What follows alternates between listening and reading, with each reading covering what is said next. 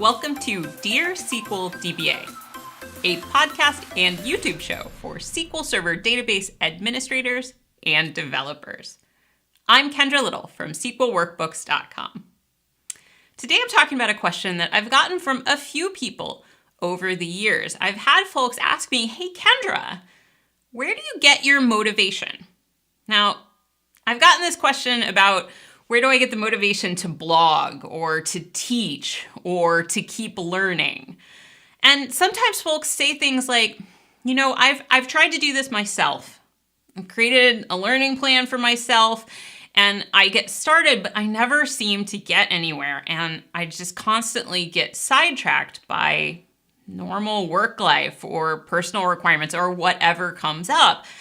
And how do I stay motivated? Well, motivation isn't something that you just have.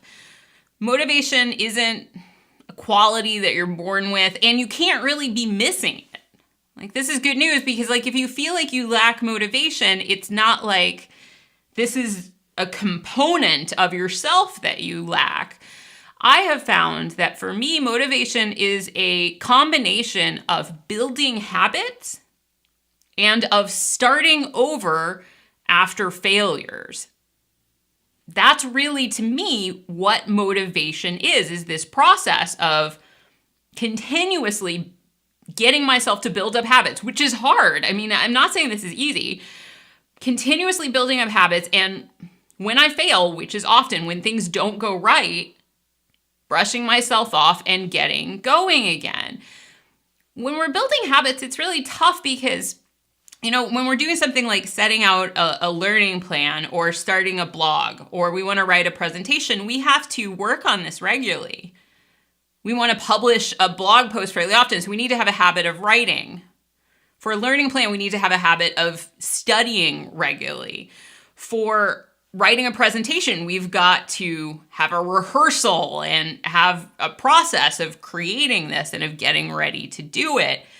And a lot of times we can set out with the best intentions and set out a plan for how we're going to do this, and then we fall off of it. Something comes up and we can't make the schedule, and then we miss it the next time. And the next thing you know, we've got a calendar reminder that we just don't pay any attention to, and we aren't keeping up. Well, when I have a hard time building a habit, I say, okay, what can I do to try to get this habit to take? Maybe I am trying to take on too much at once. Maybe I need to break this thing I'm trying to do into a smaller chunk and define it more granularly. So maybe instead of doing a big learning plan for myself over a course of 3 months, maybe I'm going to take the first part of that plan, take it slowly over 1 month and just break it into that chunk and try to complete that and then give myself a rest after I do that. Or maybe I need to change my habit around. Maybe I've been trying to learn this with books. Maybe I should try to learn this with an online course.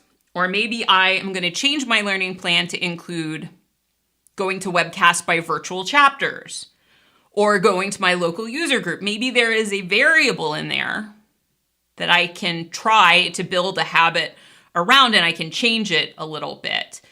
I also, sometimes with myself, depending on what the habit is, sometimes setting a deadline for myself helps me along with the habit. Is there something I can work into my life where I actually need to have this done by a certain point?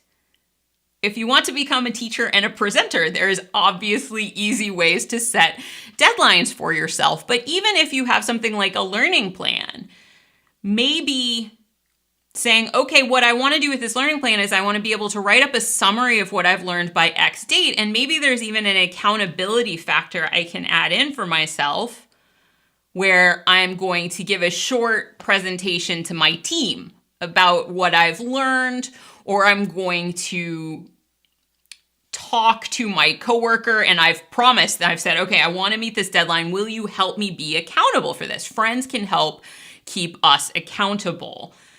There's a reason that for lots of things that are dependent on habits, like stopping smoking and weight loss and anything like that that's a difficult habit to take on, there's a reason that support groups are a really popular part of formats to help you along, because having a regular place where you meet with other people and having people who you are accountable to and who you can relate to talk about the habit that you're building can be very, very helpful. The thing with failure, though, is, like when we're trying to build habits and when we're taking on other projects, every time we slip up and every time we don't stay on our schedule or don't go along with the plan where we're trying to build that habit, we feel this sense of failure. Like, oh, I've tried to start a blog 6 times and yet again, I feel really dumb because I, put 2 posts up and I just haven't been writing in it.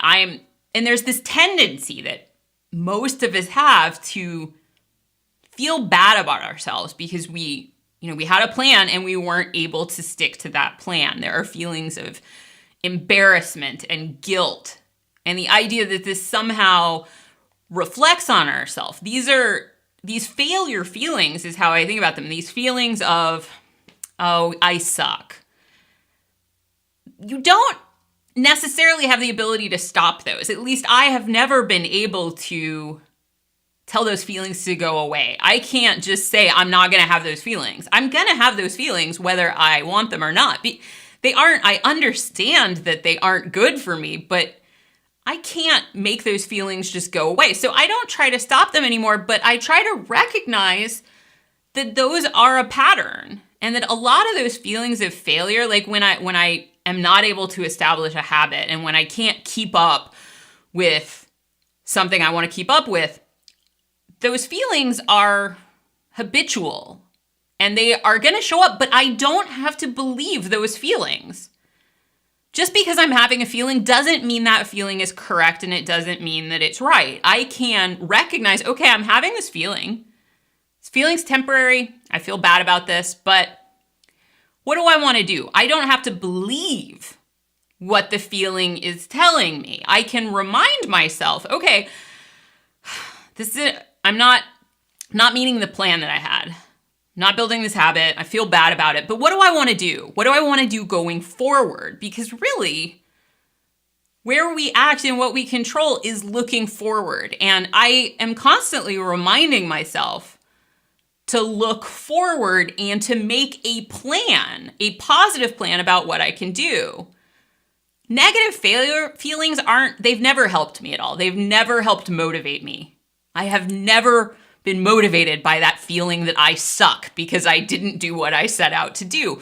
What I find is much more motivating is to, if I have a failure feeling and I'm feeling kind of crappy, okay, recognize, yeah, I'm feeling kind of crappy. What do I want to do though? What do I want to do moving forward? And I may or may not want to try the same thing again. I may want to try something slightly differently, but focus on thinking about what are the steps I can take and how do I want to change things up. It's fine that things didn't work out. And it's kind of interesting to me. There's one of the things that has, particularly over the last year, has stuck with me is a quote that's from Oprah Winfrey. I never really watched the Oprah show much, but I listened to a podcast about the making of the Oprah Winfrey show, and they talk about for a while that one of the real themes they had while Oprah was building her show and her eventual media empire is they had this sort of mantra of stay in your own lane.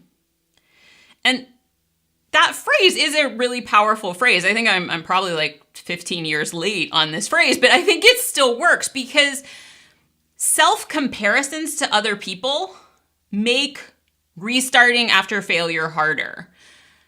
Those feelings of feeling bad when something goes wrong, it can become really easy. You're having those feelings of feeling crappy because you didn't do what you wanted to do. And mentally, you may want to go towards like, oh, I wish I was more like this other person because it seems easier for them.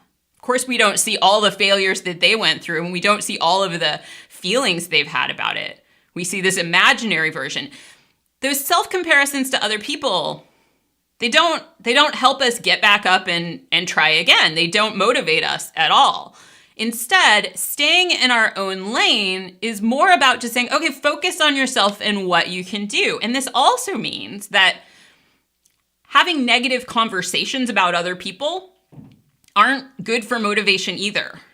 This is something that it took me a long time to recognize in my life, is that indulging in putting other people down, whether or not they deserve it, is frankly irrelevant, but criticizing others, indulging in doing it in a way that's anything but constructive and practical, is bad for you. It may feel good at the time. It may make us better or feel better, but this is actually a kind of comparing ourselves to other people. If other people are causing problems, it's totally valid to make a practical plan to say, how can we work together better and try to make it better? But that involves, kind of being honest and not gossiping about people. Avoiding self-comparison to other people, whether we are the one who is in the right or not, it's just not helpful. Staying in our own lane is about having a forward focus about what do I want to do? And what is my path? How am I going to start again? There are going to be times when we fall into these behavior patterns of negative feelings, or the behavior patterns of having negative conversations about others, or comparing ourselves to others in any way. And recognizing, I'm doing that again. Okay, you know what? I should really focus on, what am I going to do? And how am I going to make my life more awesome? How am I going to go about and do this better? Refocusing is so much more powerful and will lead you much more into getting the things done that you want to get done. It is never too late to start again. You may have started a learning plan 20 times and stopped on the second day. That's fine. That's totally fine. Hey, guess what? It's actually cool that you've started 20 times.